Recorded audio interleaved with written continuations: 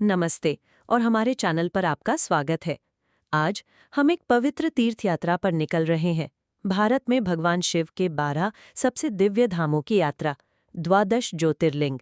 ये केवल मंदिर नहीं है, ये आध्यात्मिक ऊर्जा के शक्तिशाली केंद्र है, जहां माना जाता है कि भगवान शिव स्वयं प्रकाश के एक उग्र स्तंभ यानी ज्योतिर्लिंग के रूप में प्रकट हुए थे। ज्योतिर्लिंग क्या है? ज्योति का अर्थ है तेज या प्रकाश और लिंग भगवान शिव के निराकार स्वरूप का प्रतिनिधित्व करता है। ऐसी मान्यता है कि इन 12 ज्योतिर्लिंगों के दर्शन करने से आत्मा को जन्म और मृत्यु के चक्कर से मुक्ति मिल सकती है।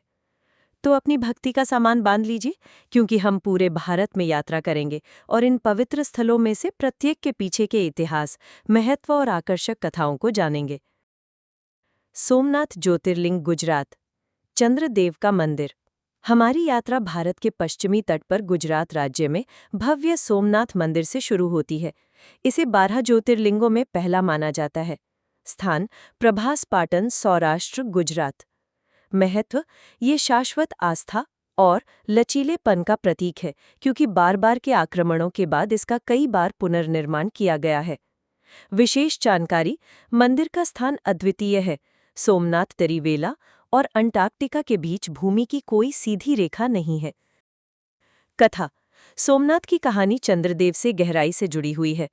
चंद्र का विवाह दक्ष प्रजापति की 27 पुत्रियों से हुआ था, लेकिन वे दूसरों की तुलना में रोहिणी को अधिक चाहते थे। इस पक्षपात से क्रोधित होकर दक्ष ने चंद्र को अपनी चमक खो देने और क्षीण हो जाने का शाप दिया। एक व्यथित चंद्र ने भगवान ब्रह्मा की सलाह पर इसी स्थान पर भगवान शिव की कठोर तपस्या की। उनकी भक्ति से प्रसन्न होकर भगवान शिव प्रकट हुए और उन्हें शाप से आंशिक रूप से मुक्त कर दिया, जिससे वे पाक्षिक चक्रों में बढ़ने और घटने लगे। ये चंद्र, जिन्हें सोम के नाम से भी जाना जाता है, ने भगवान शिव के सम्मान में इस मंदिर का निर्माण करवाया था। इस प्रकार इसका नाम सोमनाथ पड़ा, जिसका अर्थ है चंद्रमा के रक्षक। 2. मल्लिकार्जुन ज्योतिर्लिंग, आंध्र प्रदेश, दक्षिण का कैलाश। पश्चिम से हम दक्षिणी राज्य आंध्र प्रदेश की यात्रा करते हैं, श्रीशैलम की पवित्र पहाड़ियों पर, जहां मल्लिकार्जुन ज्योतिर्लिंग स्थित है। बुनियादी विवरण: स्थान: श्रीशैलम, आंध्र प्रदेश। महत्व: ये एक अनूठा तीर्थ है जहां एक ज्योतिर्लिंग और एक शक्तिपीठ यानी देवी भ्रमरांबा का मंदिर दोनों मौजूद हैं। विशेष जानकारी: ये मंदिर कृष्णा नदी के तट पर घने नल्लामाला जंगलों के बीच स्थित है। कथा: मल्लिकार्जुन की कथा भगवान गणेश और उनके भाई कार्तिकेय के बीच एक पारिवारिक विवाद के इर्द गिर्द घूमती है। जब उनके माता पिता भगवान शिव और देवी पार्वती ने उनके लिए दुल्हन खोजने का फैसला किया, तो एक दौड़ का प्रस्ताव रखा गया। जो भी पहले दुनिया की परिक्रमा करेगा, उसका विवाह पहले होगा। भगवान गणेश ने चतुराई से अपने माता पिता की परिक्रमा की, ये कहते हुए कि वे ही उनकी दुनिया है, और जीत गए। निराश होकर कार्तिकेय क्रौंच पर्वत पर चले गए। जब भगवान शिव और देवी पार्वती उन्हें सांत्वना देने आए, तो वे और दूर चले गए। वियोग को सहन करने में असमर्थ होकर उन्होंने ज्योतिर्लिंग और शक्तिपीठ के रूप में श्रीशैलम पहाड़ी पर निवास करने का फैसला किया, जिसमें शिव अर्जुन और पार्वती मल्लिका यानी चमेली के रूप में थीं, इसलिए इसका नाम मल्लिकार्जुन पड़ा। 3. महाकालेश्वर ज्योतिर्लिंग, मध्य प्रदेश। समय के स्वामी। हमारा अगला पड़ाव मध्य प्रदेश का प्राचीन और पवित्र शहर उज्जैन है, जो महाकालेश्वर यानी काल के स्वामी का निवास स्थान है। बुनियादी विवरण: स्थान: उज्जैन, मध्य प्रदेश। महत्व: यह एकमात्र स्वयंभू यानी स्वप्रकट और दक्षिणमुखी यानी दक्षिण की ओर मुख वाला ज्योतिर्लिंग है। विशेष जानकारी: यहाँ सुबह सुबह प्रसिद्ध भस्म आरती की जाती है। कथा: महाकालेश्वर की कहानी अवंती यानी प्राचीन उज्जैन में रहने वाले वेदप्रिय नामक एक धर्मनिष्ठ ब्राह्मण और उनके 4 पुत्रों की है। दूषण नामक एक राक्षस, जिसे अदृश्यता का वरदान प्राप्त था, शहर को आतंकित करता था।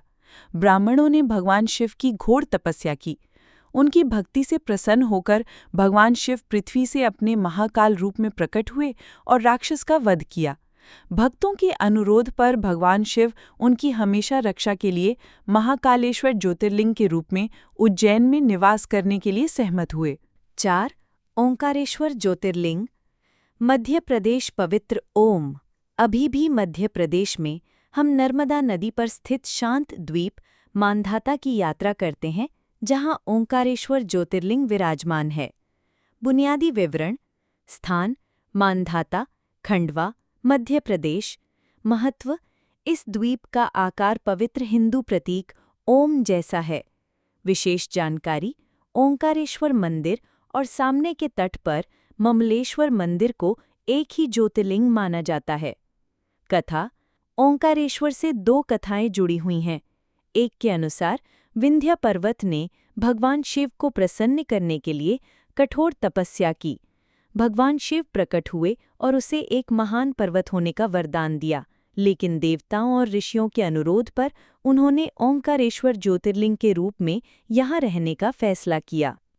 एक अन्य कथा इक्ष्वाकु वंश के राजा मानधाता की है, जिन्होंने यहाँ भगवान शिव की तब तक पूजा की जब तक कि भगवान स्वयं एक ज्योतिर्लिंग के रूप में प्रकट नहीं हो गए।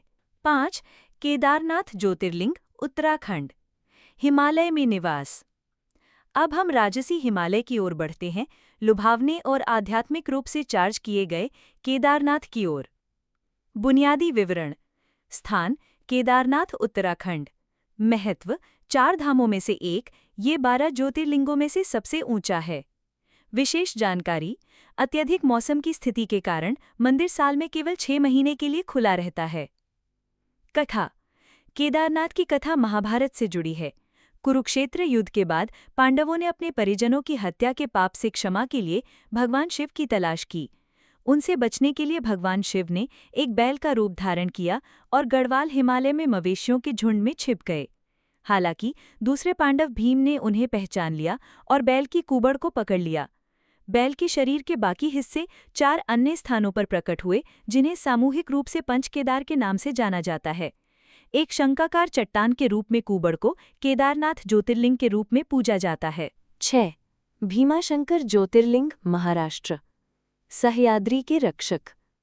हमारी तीर्थ यात्रा अब हमें महाराष्ट्र की सह्याद्री पहाड़ियों की हरी भरी हरियाली में भीमाशंकर ज्योतिर्लिंग तक ले जाती है। बुनियादी विवरण: स्थान भावगिरी गांव, पुणे, महाराष्ट्र। महत्व: भीमा नदी का स्रोत मंदिर के पास स्थित है। विशेष जानकारी: यह मंदिर एक घने वन्यजीव अभयारण्य में बसा है। कथा: भीमाशंकर की कथा त्रिपुरासुर नामक राक्षस की कहानी बताती है, जिसने भगवान ब्रह्मा से अजेयता का वरदान प्राप्त करने के बाद तीनों लोकों में कहर बरपाया। देवताओं ने मदद के लिए भगवान शिव से प्रार्थना की। भगवान शिव अपने अर्धनारीश्वर रूप में, आधा पुरुष आधी महिला, में अवतरित हुए और त्रिपुरासुर के साथ एक भयंकर युद्ध लड़ा। राक्षस को हराने के बाद कहा जाता है कि भगवान शिव के शरीर से निकले पसीने से भीमा नदी का निर्माण हुआ। देवताओं के अनुरोध पर भगवान शिव यहाँ भीमाशंकर ज्योतिर्लिंग के रूप में प्रकट हुए। 7. काशी विश्वनाथ ज्योतिर्लिंग, उत्तर प्रदेश। स्वर्ण नगरी के भगवान। अब हम भारत के आध्यात्मिक हृदय वाराणसी में पवित्र गंगा के तट पर श्रद्धेय काशी विश्वनाथ मंदिर में पहुंचते हैं। बुनियादी विवरण: स्थान वाराणसी, उत्तर प्रदेश। महत्व: ऐसा माना जाता है कि यह वह शहर है जहां भगवान शिव स्वयं निवास करते हैं और यहां मरने से मोक्ष मिलता है। विशेष जानकारी: मंदिर का कई बार पुनर्निर्माण किया गया है। वर्तमान संरचना महारानी अहिल्याबाई होलकर द्वारा बनाई गई है और गुंबद पर सोने की परत महाराजा रणजीत सिंह द्वारा चढ़ाई गई है। कथा: कहानी यह है कि जब भगवान ब्रह्मा और भगवान विष्णु में अपनी सर्वोच्चता को लेकर विवाद हुआ था, तो भगवान शिव प्रकाश के एक अनंत स्तंभ के रूप में प्रकट हुए थे। इसके सिरों को खोजने के लिए ब्रह्मा ऊपर की ओर गए और विष्णु नीचे की ओर। विष्णु ने हार मान ली, लेकिन ब्रह्मा ने झूठा दावा किया कि उन्होंने शीर्ष को पा लिया है और प्रमाण के रूप में एक केतकी का फूल पेश किया। इस झूठ से क्रोधित होकर भगवान शिव ने ब्रह्मा को श्राप दिया कि उनकी पूजा नहीं की जाएगी। जिस स्थान पर इस दिव्य प्रकाश ने पृथ्वी को भेदा, माना जाता है कि वह काशी है। भगवान शिव ने स्वयं को यहाँ विश्वनाथ या विश्वेश्वर, ब्रह्मांड के स्वामी ज्योतिर्लिंग के रूप में स्थापित किया। 8. त्र्यंबकेश्वर ज्योतिर्लिंग, महाराष्ट्र। गोदावरी का स्रोत। हम महाराष्ट्र लौटते हैं नासिक के पास त्र्यंबक शहर में, जो त्र्यंबकेश्वर ज्योतिर्लिंग का स्थल है। बुनियादी विवरण: स्थान त्र्यंबक, नासिक, महाराष्ट्र। महत्व: ये ज्योतिर्लिंग अद्वितीय है क्योंकि ये ब्रह्मा, विष्णु और महेश यानी शिव की त्रिमूर्ति का प्रतिनिधित्व करता है। विशेष जानकारी: पवित्र गोदावरी नदी मंदिर के पास ब्रह्मगिरी पहाड़ियों से निकलती है। कथा: ये कथा गौतम ऋषि और उनकी पत्नी अहल्या से संबंधित है।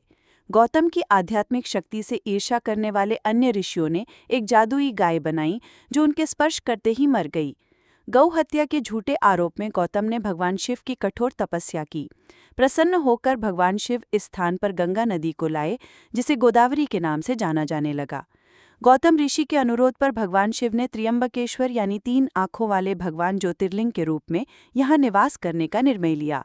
मंदिर में 3 छोटे लिंग पवित्र त्रिमूर्ति का प्रतिनिधित्व करते हैं। 9. नागेश्वर ज्योतिर्लिंग गुजरात, नागों से रक्षक। वापस गुजरात में द्वारका शहर के पास नागेश्वर ज्योतिर्लिंग स्थित है। बुनियादी विवरण: स्थान द्वारका, गुजरात। महत्व: माना जाता है कि ये भक्तों को सभी प्रकार के जहर और सर्पदंश से बचाता है। विशेष जानकारी: इस ज्योतिर्लिंग के सटीक स्थान के बारे में कुछ बहस है। उत्तराखंड और महाराष्ट्र के 2 अन्य मंदिर भी इसका दावा करते हैं। कथा: यह कहानी दारुका नामक एक राक्षसी के इर्द गिर्द घूमती है, जिसने सुप्रिया नामक एक शिव भक्त को बंदी बना लिया था। कैद में सुप्रिया ने शक्तिशाली ओम नमः शिवाय मंत्र का जाप करके भगवान शिव की अपनी अटूट पूजा जारी रखी। उनकी भक्ति से प्रसन्न होकर भगवान शिव प्रकट हुए और राक्षसी और उसकी सेना का वध किया। फिर उन्होंने अपने भक्तों की रक्षा के लिए स्वयं को यहाँ नागेश्वर ज्योतिर्लिंग के रूप में स्थापित किया। 10. बैद्यनाथ ज्योतिर्लिंग, झारखंड, दिव्य वैद्य। हमारी यात्रा अब हमें पूर्वी राज्य झारखंड देवघर ले जाती है, जो दिव्य वैद्य बैद्यनाथ का निवास है। बुनियादी विवरण: स्थान देवघर, झारखंड। महत्व: माना जाता है कि यहाँ पूजा करने से सभी बीमारियों से मुक्ति मिलती है। विशेष जानकारी: ये मंदिर एक शक्तिपीठ भी है, जहाँ माना जाता है कि सती का हृदय गिरा था। कथा: ये कथा राक्षस राजा रावण से जुड़ी है। भगवान शिव को प्रसन्न करने के लिए रावण ने कठोर तपस्या की, एक-एक करके अपने 10 सिर चढ़ाए। जैसे ही वो अपना अंतिम सिर चढ़ाने वाला था, भगवान शिव प्रकट हुए और एक वैद्य यानी चिकित्सक की तरह उसके सभी सिरों को वापस जोड़ दिया। वरदान के रूप में रावण ने कामना लिंग को लंका ले जाने का अनुरोध किया। भगवान शिव इस शर्त पर सहमत हुए कि यदि यात्रा के दौरान लिंग को जमीन पर रखा गया तो वो वहीं पर हमेशा के लिए स्थापित हो जाएगा। रास्ते में देवताओं की एक चाल के कारण रावण को लघु शंका करनी पड़ी और उसने लिंग को एक युवा लड़के भेष में भगवान विष्णु को सौंप दिया, जिसने उसे जमीन पर रख दिया। लिंग उस स्थान पर स्थिर हो गया, जिसे बैद्यनाथ धाम के नाम से जाना जाने लगा। 11वीं रामेश्वरम ज्योतिर्लिंग, तमिलनाडु, भगवान राम का तीर्थ। हम भारत के सबसे दक्षिणी सिरे की यात्रा करते हैं, तमिलनाडु के रामेश्वरम द्वीप पर, जो स्वयं भगवान राम द्वारा पवित्र किया गया स्थान है। बुनियादी विवरण: स्थान रामेश्वरम, तमिलनाडु। महत्व: ये 4 धामों में से एक है और शैव और वैष्णव दोनों के लिए महत्वपूर्ण है। विशेष जानकारी: इस मंदिर में भारत के सभी हिंदू मंदिरों में सबसे लंबा गलियारा है। कथा: इस ज्योतिर्लिंग की स्थापना रामायण से जुड़ी है। रावण को हराने के बाद ऋषियों ने भगवान राम को एक ब्राह्मण यानी रावण की हत्या के पाप से प्रायश्चित करने के लिए भगवान शिव की पूजा करने की सलाह दी। भगवान राम ने हनुमान को हिमालय से एक लिंग लाने के लिए भेजा। जब हनुमान को देर हो गई तो सीता ने रेत का एक लिंग बनाया, जिसे बाद में भगवान राम द्वारा प्रतिष्ठित किया गया। यही रामलिंगम है। जब हनुमान कैलाश से लिंग लेकर लौटे तो उसे भी पास में स्थापित किया गया और इसे विश्वलिंगम या हनुमलिंगम के नाम से जाना जाता है।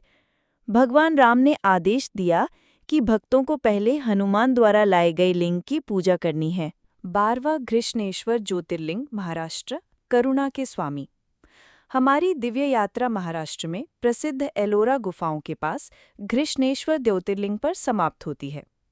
बुनियादी विवरण: स्थान वेरुल, औरंगाबाद, महाराष्ट्र। महत्व: ये 12 ज्योतिर्लिंगों में से अंतिम है। विशेष जानकारी: मंदिर का पुनर्निर्माण इसके वर्तमान स्वरूप में अहिल्याबाई होलकर द्वारा किया गया था। कथा: ये कहानी गुष्मा नामक एक धर्मपरायण महिला की है जो भगवान शिव की प्रबल भक्त थी। वो प्रतिदिन 108 शिवलिंग बनाती और उनकी पूजा करती थी और उन्हें पास की एक झील में विसर्जित कर देती थी। उसकी बहन घुष्मा की धर्मपरायणता और उसे मिले पुत्र से ईर्ष्या करती थी। उसने लड़के को मार डाला और उसके शरीर को उसी झील में फेंक दिया। टूटे हुए दिल लेकिन अटूट विश्वास के साथ घुष्मा ने अपनी दैनिक पूजा जारी रखी। उसकी भक्ति से प्रसन्न होकर भगवान शिव प्रकट हुए और उसके पुत्र को वापस जीवित कर दिया। घुष्मा के अनुरोध पर भगवान शिव घृष्णेश्वर ज्योतिर्लिंग के रूप में यहाँ निवास करने के लिए सहमत हुए। और इस तरह हमारी 12 पवित्र ज्योतिर्लिंगों के माध्यम से यात्रा समाप्त होती है। अरब सागर के तटों से लेकर हिमालय की चोटियों तक इनमें से प्रत्येक तीर्थ अटूट विश्वास, दिव्य हस्तक्षेप और भगवान शिव की असीम कृपा की कहानी कहता है। ऊर्जा के इन शक्तिशाली केंद्रों का दौरा करना केवल एक शारीरिक यात्रा नहीं है, बल्कि एक आध्यात्मिक खोज है, अपने अंदर के परमात्मा से जुड़ने का एक अवसर है। हमें उम्मीद है कि इस आभासी तीर्थयात्रा ने आपको प्रेरित किया है और आपके दिलों को भक्ति से भर दिया है। हमारे साथ जुड़ने के लिए धन्यवाद। ऐसे और दिव्य यात्राओं के लिए लाइक, शेयर और सब्सक्राइब करना ना भूलें। अगली बार तक हर हर महादेव।